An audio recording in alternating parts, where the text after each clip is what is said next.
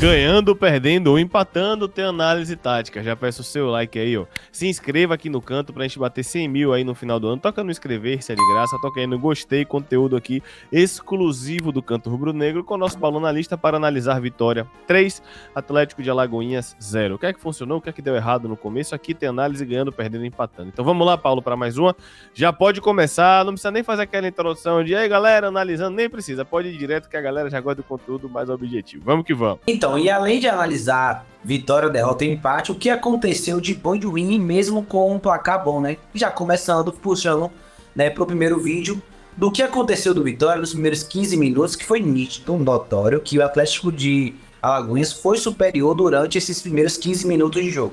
E um dos pontos que aconteceu foi que, primeiro, o Vitória estava com a marcação no início do jogo bem espaçada, jogadores com dificuldade de encurtar, de aproximar do portador da bola adversário. Segundo ponto, o Atlético de Alagoinhas baixava muitos jogadores para fazer e ajudar nessa saída de bola, o que ocasionava em superioridade numérica. E o terceiro ponto, que também está um pouco relacionado com o primeiro, é que o Vitória tinha ali uma capacidade de pressão nesses minutos bem baixa, né, e principalmente abaixo do que o Vitória costuma ter, principalmente quando joga no Barradão. Então aqui a gente já vê vários momentos, né, onde o Atlético de Alagoinhas fazia saída de 3 com o jogador baixando por dentro, e aí a gente já via o Vitória tentando fazer essa saída de pressão, só que, como eu trouxe, né, era um movimento do Vitória que não tinha ali uma aproximação, não tinha uma intensidade tão alta e nem uma velocidade nesse encurtamento. E quando tinha, era 2 ou 3 que tentava bloquear 4, 5. Então em desvantagem numérica, o Vitória não conseguia fazer isso. Até que em algum momento do segundo tempo a gente vê que o Vitória vai pro 4-1-3-2 sem bola, né, com o Rodrigo Andrade avançando mais, aí ficava Oswaldo Roberto, Gonçalo Alberto e Andrade por dentro, e Mateuzinho e o Alejandro na frente, e o William Oliveira atrás todos os jogadores que eu falei. E aí foi como o Vitória começou a ajustar um pouquinho mais, né, o que a gente viu nesses 15 minutos que a gente tem que trazer, né? Porque aqui não é só para dizer quando o Vitória vai bem ou quando vai mal. Então o resultado não pode interferir na análise. Foi um 3-0 muito bom, poderia ter sido mais, como a gente vai trazer aqui, mas nesses 15 primeiros minutos realmente, né, o Atlético de Alagoinhas foi superior, saindo do meio da pressão, jogada de pé em pé, conseguindo aí trocar passes curtos, passes rápidos. E o Vitória, durante 15 minutos, teve muita dificuldade, sim, de conseguir fazer essa marcação, encaixar, de todos os jogadores subirem gradativamente. A gente viu um espaçamento muito grande das linhas, nenhuma demora excessiva dos jogadores de fazer essa ação, e com superioridade, baixando muitos jogadores, o Atlético conseguia executar isso muito bem. Aqui a gente já vai ver já um contraponto também do primeiro tempo, porque não foi toda a totalidade do primeiro tempo esses erros do Vitória. Aqui a gente vai começar a observar na organização defensiva que depois dos 15 minutos o Vitória fez ali alguns ajustes, os jogadores se encontraram mais na partida e a gente começou a encaixar melhor essa marcação, como foi essa jogada construída pelo corredor lateral esquerdo, onde o Vitória vinha ali baixando muito bem pro lado da bola, utilizando o gatilho de pressão de quando a bola entra no corredor lateral do adversário, e aí a gente conseguia encaixar a marcação, e o Atlético de Alagoinhas, que estava saindo, né, conseguindo trocar passe, começa a fazer o quê? Bola longa. Né? Além de ser uma ótima alternativa, mas a bola longa, geralmente quando um time faz muita bola longa, significa que ele está com dificuldade de construir por baixo. E aqui a gente viu em 2 lances o Atlético de Alagoinhas exercendo a bola longa, no máximo conseguindo fazer aquela saída para quebrar a pressão do Vitória, variar no lado oposto da bola, como estava fazendo, e aí estava sofrendo um pouco pelo lado direito. Eles também tentavam ali fazer algumas ações de bola longa, e aí, quando o Rodrigo Andrade avança um pouquinho mais, e principalmente quando os outros jogadores começam a conseguir encaixar melhor a marcação e cortar mais rápido, a gente começou a dominar mais a partida, e aí vinha os 30 minutos muito bons. Aqui vale salientar um pouco dessa imagem aqui, né, que o Vitória teve uma mudança, até pedir a Léo se ele puder voltar e dar um pause, só pra gente entender um pouco dessa mudança em alguns momentos do jogo. A saída de 3 ainda foi vista, a gente vai trazê-la aqui. Ainda aconteceu com o Rodrigo Andrade baixando ali pela direita, em alguns momentos o Zeca também baixava. No segundo tempo a gente viu o PK que, quando cansou um pouquinho, começou a segurar um pouco mais, né, e fazer aquela saída de 3, mas a gente viu muito, né, a variação para sair em 2 mais 1, sem o terceiro homem nessa saída de bola, e com os 2 laterais avançando junto. Aí você fala, pô, Paulo, mas quando isso acontecia, um volante segurava. Bom, em muitos momentos não foi isso que aconteceu. A gente viu o Wagner Camutanga, o William Oliveira à frente, e somente esses 3 para fazer essa saída de bola. E é curioso trazer isso aqui, porque no último jogo contra o Náutico, um dos pontos que a gente bateu sobre os erros do Vitória naquele jogo é que a gente baixava muitos jogadores atrás da linha da bola e não conseguia construir, não conseguia avançar. E no jogo seguinte, com o 10 já muda o time logo de cara. A saída de três já não acontece com tanta frequência. Já temos ali 2 jogadores de um volante à sua frente. É claro que, como eu disse, baixava ali o Zé em alguns momentos e o Rodrigo Andrade, mas começou a ver também muito só os 2 zagueiros e o volante à frente, e os laterais indo juntos, e o Mateuzinho por dentro pela esquerda, o Rodrigo Andrade por dentro pela direita, e a gente viu que foi uma vitória que, mesmo não tendo ali o melhor futebol no mundo no primeiro tempo, poderia ter feito 3 gols tranquilamente. Teve o cabeceio de Alejandro, teve a própria finalização de Alejandro de esquerda, o goleiro defende, teve a finalização de Matheus Gonçalves, que o goleiro pega, tem uma nova defesa, ou melhor, uma chance perdida de Oswaldo de cabeça, enfim, eu citei aqui 5 chances claras do Vitória no primeiro tempo, que muito se dá porque o Condé viu essa fragilidade no jogo anterior, e nesse jogo isso não aconteceu. Além de a gente ter conseguido trocar passe mais rápido, chegar no último terço, alguns momentos, como a gente está vendo aqui, esse primeiro vídeo não é nem para ver tanta produção, é mais pra gente ver a organização ofensiva do Vitória.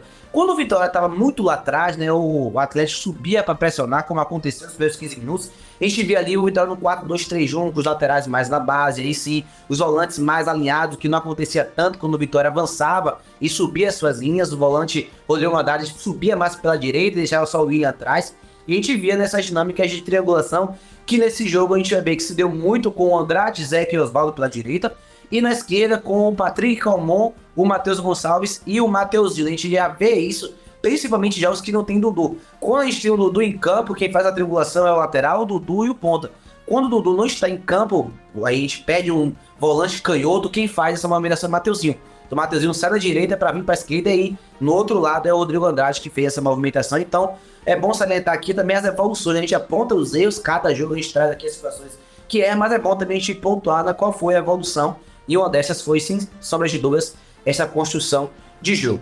Falando ainda do primeiro tempo, a gente vai agora trazer as chances criadas, né? Para quem fala que o Vitória não constrói por dentro, esse jogo mostrou que há realmente a predominância pelo lado, mas que sim, o Vitória também tem uma construção muito grande por dentro do campo, como foi o caso desse jogo aqui, onde o Mateuzinho acionado ali por dentro, ele acha o Alejandro, e o Alejandro posteriormente busca ali o Oswaldo, que faz o cruzamento, e depois o time chega ali no último terço, tenta fazer um passe e acaba não conseguindo, né, criar uma nova finalização, mas chega muito bem, né, no centro do campo. Aqui a gente já vê a variação, como eu falei, do Rodrigo Andrade baixando um pouco mais pela direita e o William Oliveira ficar mais ali centralizado, e a gente vê, né, no momento de triangulação, muitos jogadores do Vitória por dentro do campo, né, como é o caso agora do Mateuzinho, do Alejandro e do Oswaldo, né, juntamente, né, com os atacantes ali na frente, podendo fazer o facão, uma jogada já característica do time de Léo Condé, de fazer essa movimentação de atacar as costas da defesa, uma jogada que o Oliveira vem construindo também pelo corredor central. Então foi um jogo onde o Vitória conseguiu criar no primeiro tempo pelos lados do campo,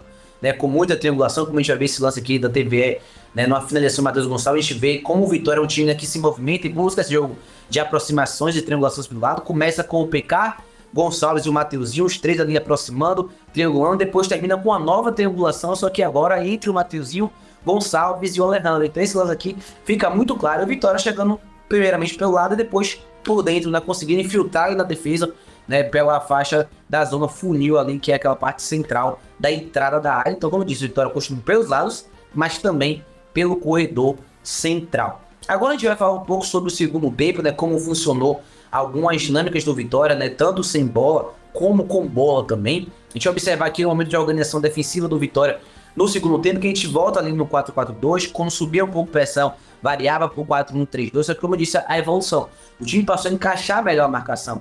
O Atlético Lagoense, que no primeiro tempo tinha essa opção no entre linhas, tinha essa opção de quebrar a pressão e encontrar alguém livre no lado oposto ou entre os blocos do Vitória, não tinha mais essa opção.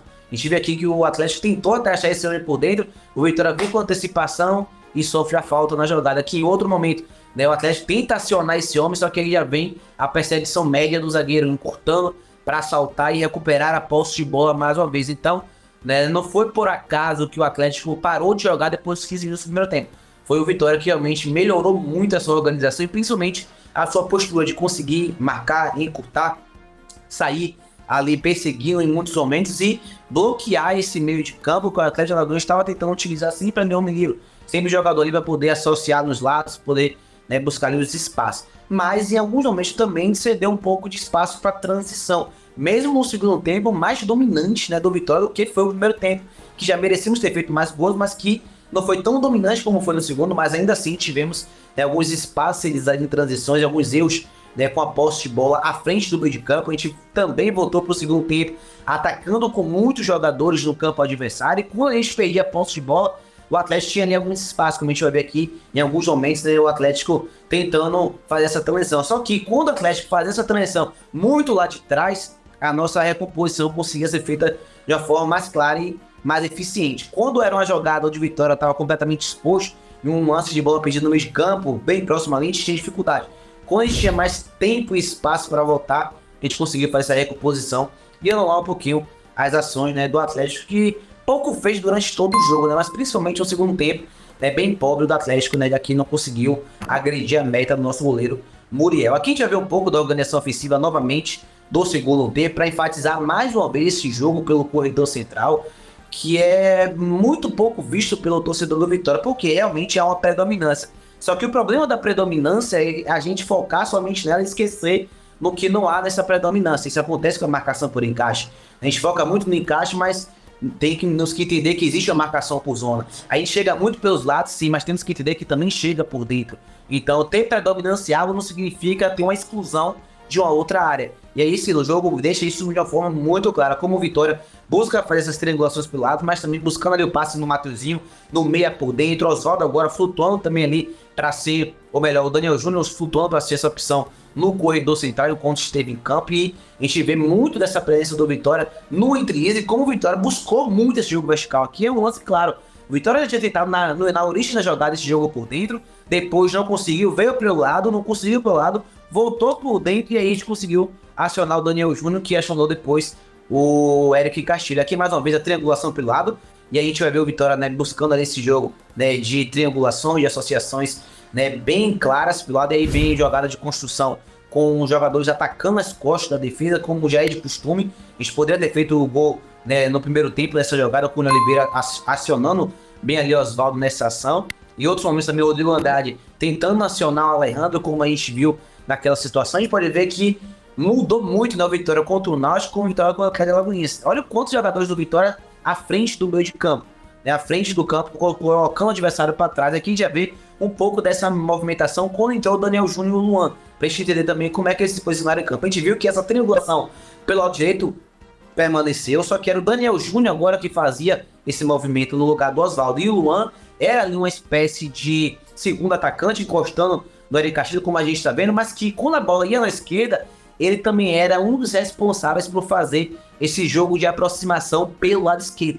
Então é interessante também, aqui tem esse embate de Mateuzinho, Daniel Júnior, Luan, como é que o Léo Condé tá colocando eles no jogo. Então a gente viu que quando esteve Daniel e Luan em campo, era Daniel pela direita, triangulando e puxando de fora para dentro, e o Luan encostando no centroavante e flutuando pelo lado esquerdo, principalmente, para ajudar nessa aproximação e nessas triangulações. A gente viu que foi um volume de jogo muito grande, né, do Vitória no segundo tempo, que já havia tido muitas chances no primeiro, mas que no segundo tempo também teve ali uma enxurrada, não à toa foi o jogo onde fez mais gols. Aqui um índice também que, embora a gente não vá trazer aqui nenhuma edição no vídeo, mas para ficar muito claro, de algo que também funcionou muito no segundo tempo do Vitória, para a gente finalizar essa análise, que foi o ataque rápido do Vitória e algumas construções de forma bem objetivas. A gente viu que o Vitória teve ali algo que já é carta de Léo Condé há muito tempo, né, que é a transição, ou ataque rápido ou contra-ataque, né, algo que o time de Léo Condé tem aí desde a Série B. A gente viu vários e vários momentos onde o Vitória conseguia ali, mesmo com a linha adversária estruturada, mas trocar, recuperar a bola, trocar passos rápidos e chegar com muita vantagem,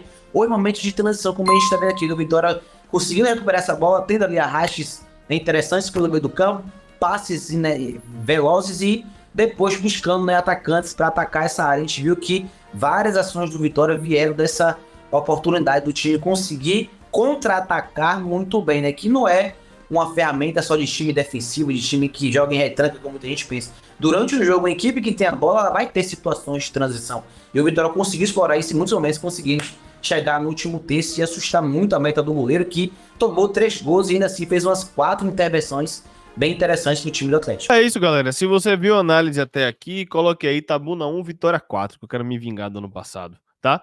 Tá? Toque aí no like, mande pra geral. Tamo junto, Paulo, mais uma vez. Excelente análise. Vamos que vamos, o canto continua. Você será redirecionado agora para a nossa transmissão de Itabuna e Vitória, diretamente do Boteco Português. Tamo junto. Um abraço.